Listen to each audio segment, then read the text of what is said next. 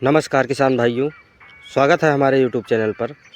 आज फिर से जुड़े हैं एक नए वीडियो में नई जानकारी के साथ, जिसमें हम जानेंगे नेमाटोड के बारे में कि नेमाटोड को हम कैसे पहचान सकते हैं और इसके क्या लक्षण होते हैं, साथ ही साथ 5 नेमाटीसाइड के बारे में।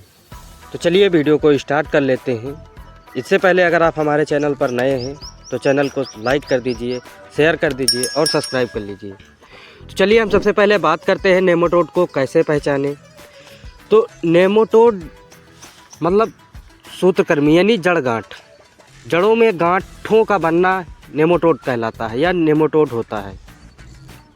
अगर हम इसकी बात करते हैं कि इसके लक्षण क्या होते हैं, तो इसके लक्षण अगर हम ऊपरी हिस्से पर देखते हैं, पौधे के ऊपरी हिस्से पर देखते हैं, तो ऊपरी हिस्से पर हमें बहुत ही मुश्किल लक्षण मिलते हैं। जैसे कि हम बात करते हैं, आपकी फसल वैसे ही दिखेगी जैसे एकदम नॉर्मल होती है, आपको हल्का सा पीलापन दिखेगा, बहुत नॉर्मल सा। और अगर आप कोई भी स्प्रे दे रहे हैं टॉनिक का या अदर चीज़ों का, तो आपको जो पत्तियों का साइज़ निकलेगा वो आपका केवल और केवल हल्का सा छोटा होगा और नज़दीकी होगी पत्तियों में। यही नेमाटोड के लक्षण हैं। अगर वही हम बात करते हैं, पौधा ग्रोथ नहीं लेगा, मतलब ग्रोथ एकदम ना के बराबर होगी उसमें।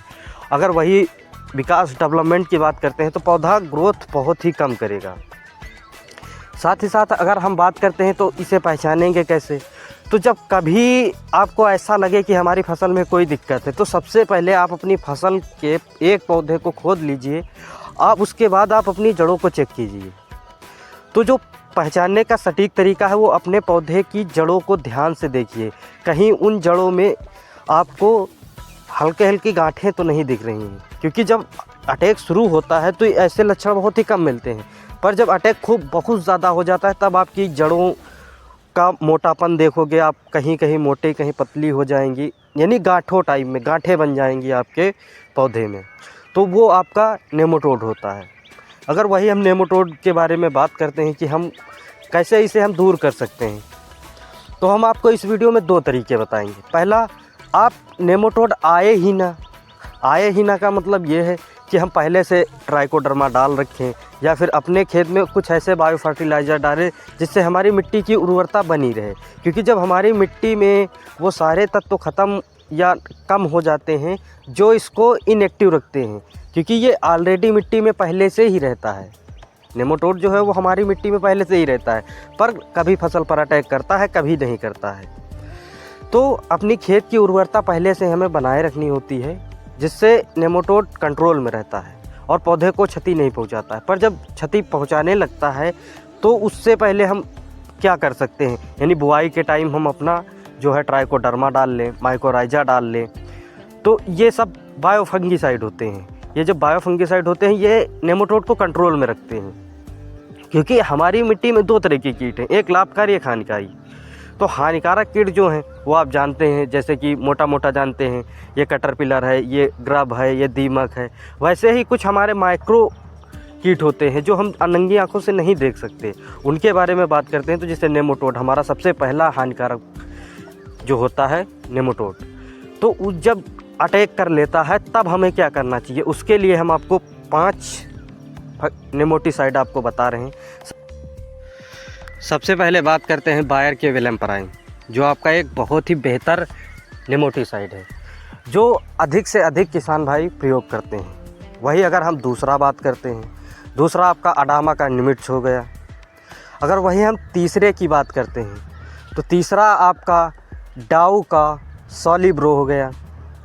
और वही अगर हम चौथा बात करते हैं तो आपका IPL नेमाटो फ्री प्लस, जो आपकी स्क्रीन पर भी दिखाया गया है। और वही अगर हम 5वें की बात करते हैं तो 5वां आपका मल्टीप्लेक्स का सेफ रूट, ये भी जो आपको 2 बताए गए हैं लास्ट में, यानी IPL का और मल्टीप्लेक्स का, ये आपके बायोबेस नेमाटीसाइड है। और जो हमने आपको 3 पहले बताए हैं वो आपके केमिकल नेमाटीसाइड हैं। यानी जब आपका अटैक ज़्यादा हो तो आप सबसे पहले केमिकल का इस्तेमाल करें, फिर बायो का इस्तेमाल करके आप धीरे धीरे अपने खेत से नेमाटोड को मुक्त कर सकते हैं। तो अब हम जान लेते हैं कि इसका हमें उपयोग कैसे करना है। तो जो आप नेमेटिसाइड चाहे जो प्रोडक्ट ले रहे हैं, तो सबसे पहले आपको डेंचिंग करना होता है, क्योंकि डेंचिंग के ही माध्यम से आप जड़ों तक का पहुंचा सकते हैं और मेन काम जड़ों का ही होता है। तो जहाँ जड़ें मोटी हैं तो वहाँ पहले हमें सबसे पहले, अगर हम कोई भी नेमेटिसाइड ले रहे हैं तो उसे सबसे पहले डेंचिंग कर दें। और उसके 3 दिन बाद हमें जो करना होता है वो होता है कॉपर, फेरस और ह्यूमिक।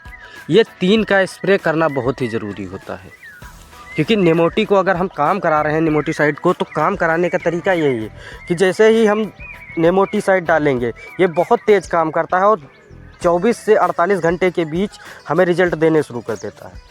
जैसे ही 24 से 48 घंटे बीतते हैं उसके बाद हमें देना होता है कॉपर सड़न के लिए, कि ताकि जो भी सड़न पौधे में आई है या बनी हुई है वो ख़त्म हो जाए। और साथ ही साथ हमें फेरस डालनी होती है। फेरस क्यों डालते हैं कि ताकि जो पौधा पीलापन लिए हुए है, एनर्जी जो खिंची हुई है वो एनर्जी बूस्ट हो जाए।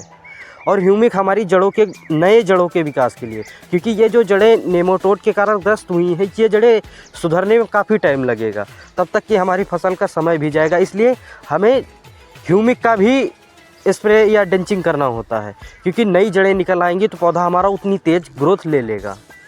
तो हमें जो यूज करना है या प्रयोग करना है वो हमें नेमेटिसाइड के बाद तीसरे दिन हमें ह्यूमिक, कॉपर और फेरस का भी डेंचिंग करना बहुत ही ज़रूरी होता है।